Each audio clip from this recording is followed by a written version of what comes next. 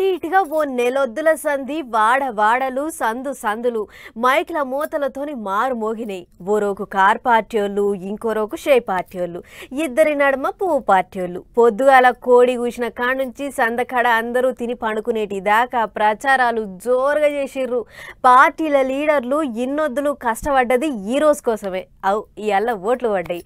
ఎంతమంది ఓట్లు వేసిర్రు, ఎక్కడెక్కడ ఓట్లు ఎట్లెట్లా నడిచినాయి అనేదంతా ఒక్కసారి పురాగా అరుచుకున్నద్దాం పారి.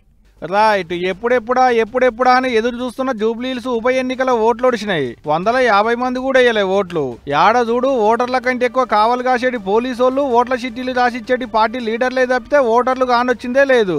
యాన్నన్న గుంపు పెద్దగుందంటే అది పార్టీల లీడర్లు, కార్యకర్తలే. చేసిన ప్రచారాలు, పెట్టిన ఖర్చులు, తిరిగిన లీడర్లను చూసి మస్తు మంది వస్తారు, ఓట్లు ఎక్కువ పడతాయి అనుకున్నారు. కానీ ఇంట్లోకేంచి బయటకు వచ్చిన వాళ్ళు లేరు, ఏళ్ళకి ఇంకంటించుకున్న వాళ్ళు లేరు.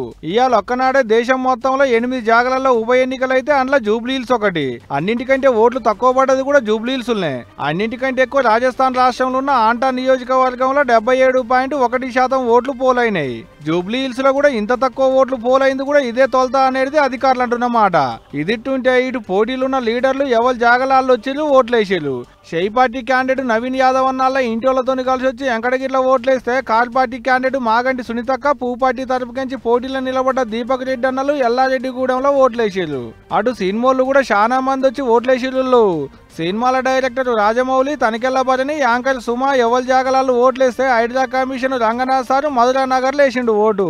ఆడాడ ఈవీఎంలు తిప్పల పెట్టినా ఓట్లు అయితే ఆగలే. ఇదిట్లుంటే అక్కడక్కడ లొల్లులు, గడబిడలు, ఒకరినొకరు నూకుడు, పోలీసులు గెదువుడు కూడా బాగానే అయినాయి. కొంతమంది షై పార్టీ ఎమ్మెల్యేలు బయటికేంచి వచ్చి పోలింగ్ బూతులలో తిరుగుతుందని కేసులు రాస్తే, car party MLA Kaushik Reddy అన్నను అరెస్ట్ చేసిరు కూడా పోలీసోళ్ళు.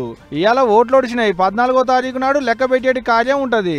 మరి గింత తక్కువ ఓట్లు పోలైనాయి అంటే అది ఎవరి మంచికో ఎవరి నష్టానికో తెలవాలంటే 14వ తారీఖు దానికి ఆగాల్సిందే.